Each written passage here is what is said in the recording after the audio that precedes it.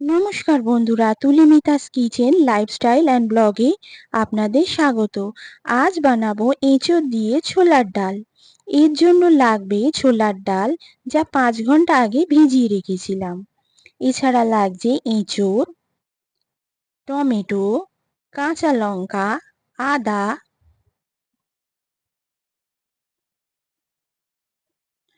নুন, চিনি, হলুদ গুঁড়ো, লঙ্কার গুঁড়ো, জিরে গুঁড়ো। ফোড়নে লাগবে শুকনো লঙ্কা, তেজপাতা, গোটা জিরে, গোটা গরম মশলা এবং গরম মশলার গুঁড়ো ও তেল। প্রথমে গ্যাস অন করে কড়াই বসিয়ে তাতে তেল দিয়ে দিয়েছি। তেল খুব ভালোভাবে গরম করে নিয়ে এতে গোটা শুকনো লঙ্কা, তেজপাতা, গোটা গরম মশলা,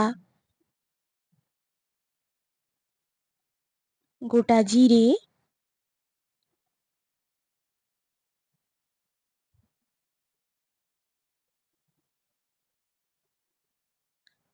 এবং হিং ফোড়ন দিয়ে দেবো। ফোড়নটা ভেজে নিচ্ছি। ফোড়ন থেকে খুব সুন্দর গন্ধ বের হয়ে এলে এতে এঁচোড় দিয়ে দিয়েছি। এঁচোড় দিয়ে ভালোভাবে ভেজে নিচ্ছি।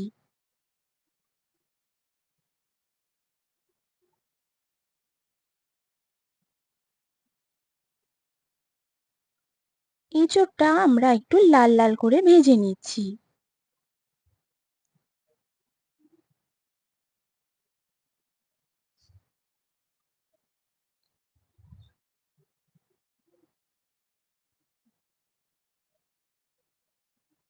এঁচোড় খুব ভালোভাবে ভাজা হয়ে গেলে এতে ছোলার ডাল দিয়ে দেবো। ছোলার ডাল দিয়ে এঁচোড় এবং ছোলার ডাল খুব ভালোভাবে মিশিয়ে ভেজে নিচ্ছি। এরপর এতে টমেটো এবং আদা পেস্ট করে দিয়ে দিলাম। এরপর এতে কাঁচা লঙ্কা কুচো দিলাম।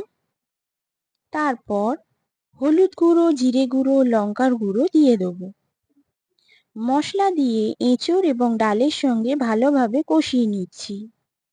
তারপর এতে নুন দেব। নুন দিয়েও ভালোভাবে ডাল ও এঁচোড়ের সঙ্গে মিশিয়ে দেব। তারপর এতে জল দিয়ে ফুটতে দেব, যতক্ষণ না এঁচোড় এবং ডাল খুব ভালোভাবে সুসিদ্ধ হয়ে যাচ্ছে। এঁচোড় এবং ডাল খুব ভালোভাবে ফুটে উঠেছে। এঁচোড় এবং ডাল খুব ভালোভাবে সেদ্ধ হয়ে গেছে। ডাল এবং এঁচোড় সেদ্ধ হয়ে যাওয়ার পর এতে চিনি দেব। চিনি দেওয়ার পর কিছুক্ষণ ফুটিয়ে নিয়ে তারপর এতে গরম মশলা গুঁড়ো দিয়ে আর কিছুক্ষণ ফুটিয়ে নিলেই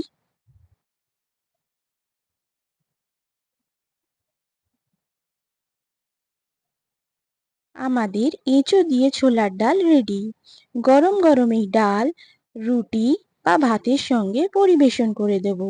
আপনাদের যদি রেসিপি ভালো লেগে থাকে কমেন্টে আমাকে জানাবেন, লাইক করবেন, শেয়ার করবেন এবং সাবস্ক্রাইব করবেন। নমস্কার বন্ধুরা, আজ তাহলে আসি।